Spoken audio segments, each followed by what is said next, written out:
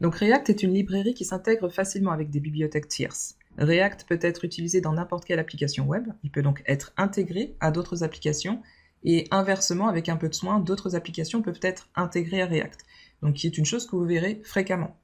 Donc autre avantage important de React, et qui est en plus de pouvoir et de permettre de créer des composants qui sont versatiles et réutilisables, est que React est utilisable partout.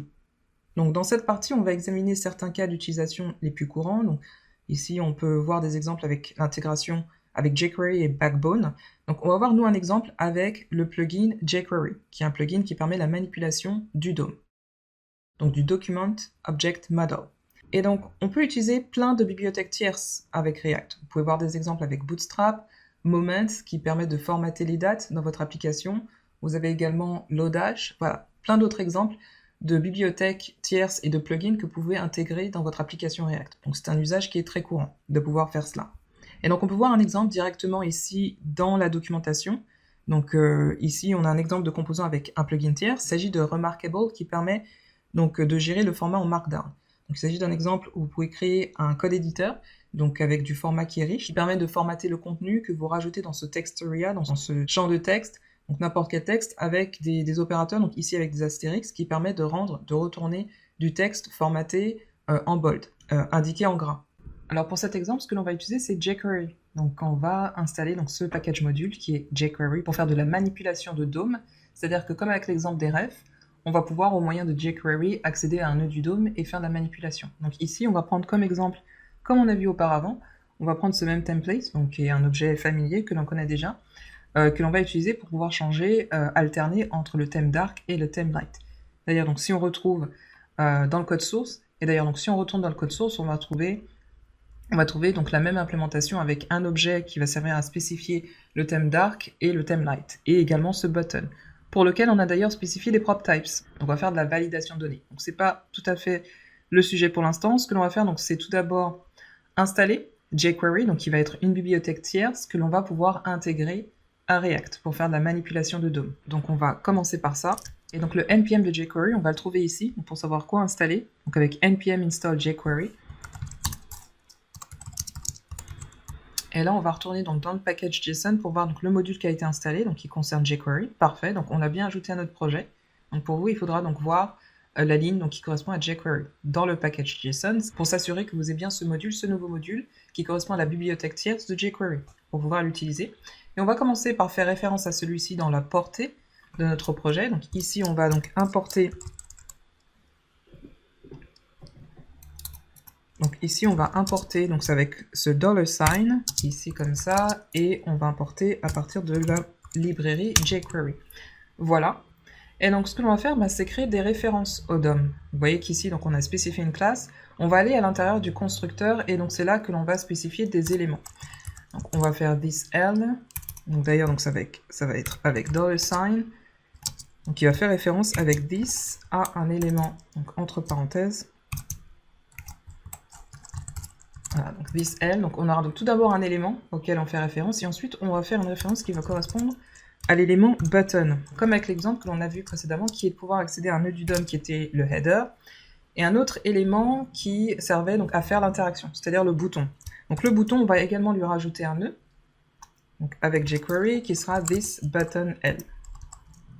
Voilà, donc pour le jQuery qui va nous servir à faire la manipulation. Donc je vais y faire référence maintenant dans mon DOM, c'est-à-dire que je vais les rattacher dans mon composant. Ici, en premier, on va faire avec ref.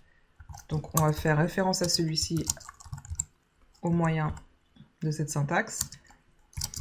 On va faire pareil pour le button. Et donc là, ici, donc ce qu'on va faire, c'est spécifier donc this button. C'est-à-dire que là, il récupère un élément de ref et ensuite, on le rattache à buttonL. Voici.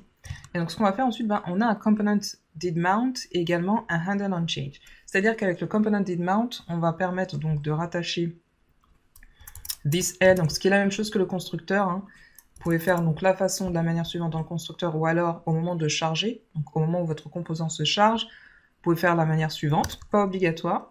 On va commencer par déjà console log, voir donc à quoi correspond ce thisL. Voilà, donc qui est rien d'autre que l'élément header auquel on a rattaché cet élément au moyen de jQuery.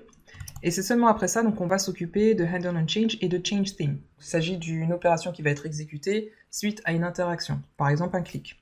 Donc on va aller voir ce que ça donne dans le navigateur. Donc voici notre application, on va voir ce que ça donne donc, au niveau inspect. Si on a donc ici, donc il va nous donner l'accès à ce jQuery, élément jQuery, donc qui permet d'accéder au DOM et qui fait bien référence au app header. Donc c'est bien l'élément auquel on a attaché cette référence avec jQuery. Donc parfait, ça fonctionne très bien. Donc on va maintenant implémenter la suite, c'est-à-dire que l'on va rajouter un écouteur à cet élément, donc qui est le button.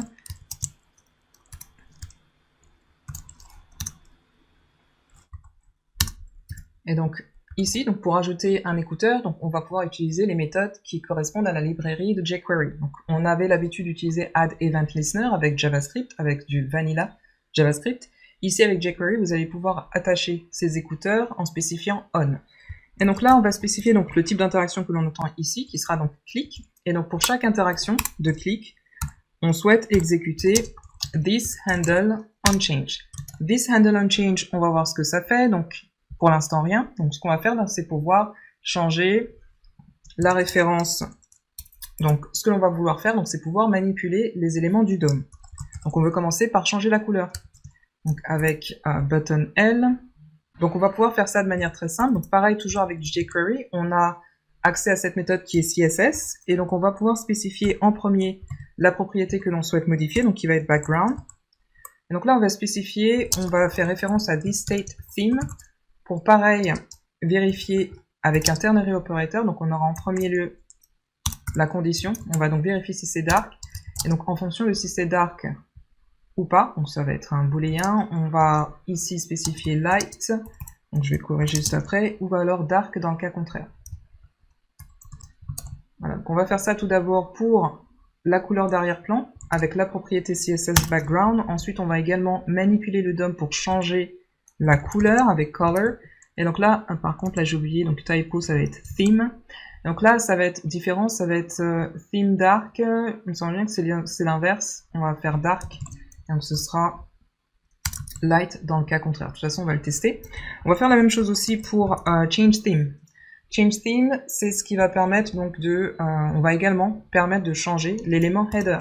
Donc là, comme juste au-dessus, on va pareil utiliser donc, le jQuery, donc que l'on a défini plus haut, et permettre de changer la couleur d'arrière-plan avec background.